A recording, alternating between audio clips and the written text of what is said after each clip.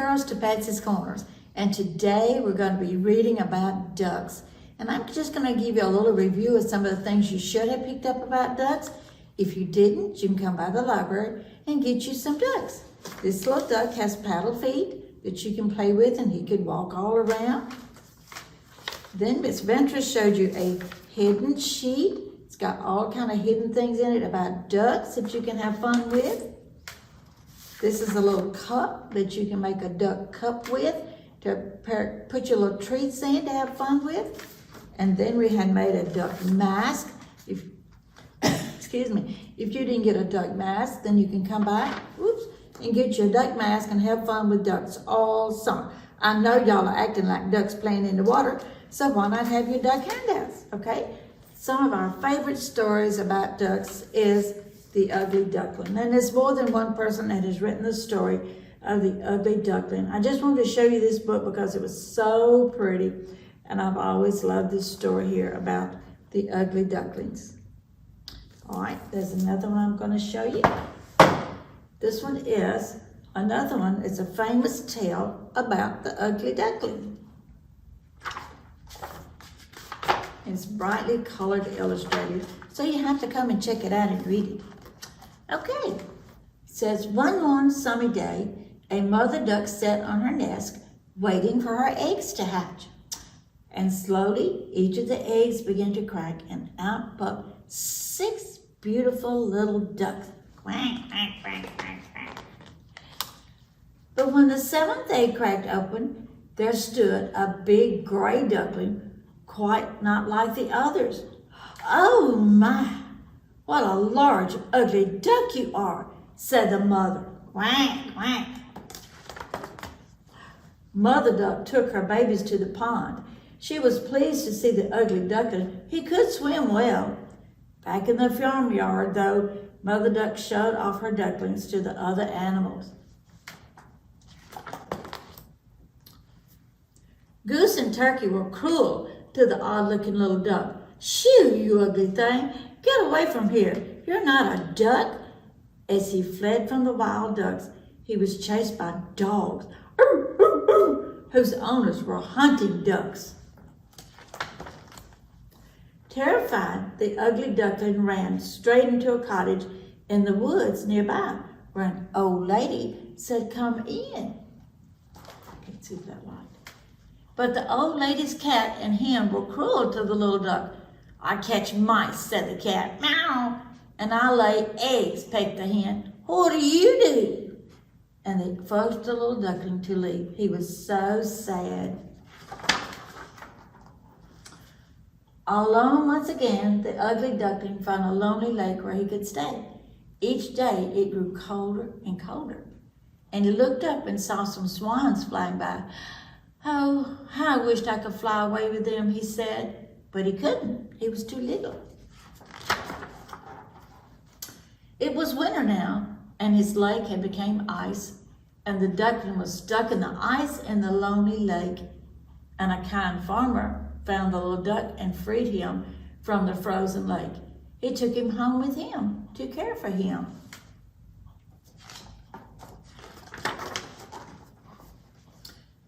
The duckling stayed with the farmer and his family for some weeks, but one day the farmer's children knocked over a pail of milk, and he blamed the little duck. Mother was angry and said for the duck to leave. "Shoo, you're too clumsy. You're not a pet anyway. Get out." Alone again, the duckling found some reeds to hide in, and there he stayed all through the winter, but noticed he began to change. When the sun returned, so did the lovely swans, and the ugly duckling peeped out at them and wondered what they were doing. The swans saw the duckling and called him to join them. "Come on." The ugly duckling was only used to being scolded to go away. He bent his head on the lake and looked at the other swans. He couldn't believe what he saw when he looked in the lake. He saw his own reflection, which was a picture of himself. Oh my, he had turned into a swan, a beautiful swan, The ugly duckling was not a duckling at all. He was a beautiful, wonderful swan, and he could swim anywhere he wanted to. And that's our story of the ugly duckling. You must check it out and read it because it's such a precious story. And then we have a book on swans. I didn't know there were that many different kinds of swans, but there are all types of swans. They live in different parts of the world. I'll show you just a couple of pictures. Let's see if I can find something right quick. Because, oh look, they're out on the water. Isn't that pretty? It says a swan's day. Did you know they turn upside down to get their food? Look at them silly things. They get down and get in the grass and the bugs, and they turn upside down to get them something to eat. We'd have a hard time eating if we had to do that. Let's see, one more. Oh, he's taking flight. They're so heavy and their wings are so big, they really have to try hard to be able to fly. But they make it, and they go back where they're supposed to be, and in the summer, oh look. And I think it said that swans mate for life. When they become like boyfriend and girlfriend, they stay together the whole time, and sometimes 20 years. So see, you learn a lot of things about swans and ducks, and there's the baby ducks. Isn't that the most precious thing? Yeah, okay. So check out a book on swans. All right, let me put this in there. Now, I just told Mr. Collins we used to have a big old white duck, and we named him Quack Quack, because he quacked all the time. And we'd let him out. He'd follow us around the yard. He would chase the dog. We had a blue heeler, and he made that dog's life miserable. The dog would hide between our legs to get away from the duck. You wouldn't think that, but he never hurt the duck. When it rained hard in the field, would get water, she would go out there and swim in the water and play. And then I'd walk to the field and say, come on, Quack Quack, come on, girl. And she'd quack, quack, quack. And she'd follow me all the way from the field back to the pen to get something to eat. So they can be a lot of pleasure. But I miss her. We don't have her anymore, but I do miss her. All right, this is another book that says Quick Quackers. Okay, all right, it says Polly was a baby parrot. She could not say cracker. She said, Polly wants a cracker. Doris Duck flew in the window, and Doris said, I'm a cracker. Do you want me? No, said Polly, I don't want a duck, I want a cracker. And the duck said, well, I quack, I am a cracker.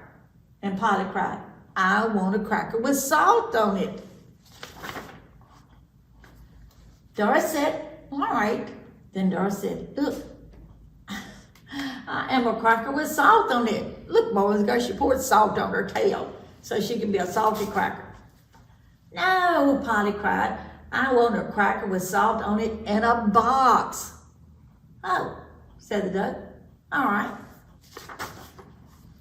See, Doris said, now I am a cracker with salt on it in a box. She was determined to be a cracker. No, no, Polly shouted. Don't you know what I mean? I want a cracker. I want a cracker.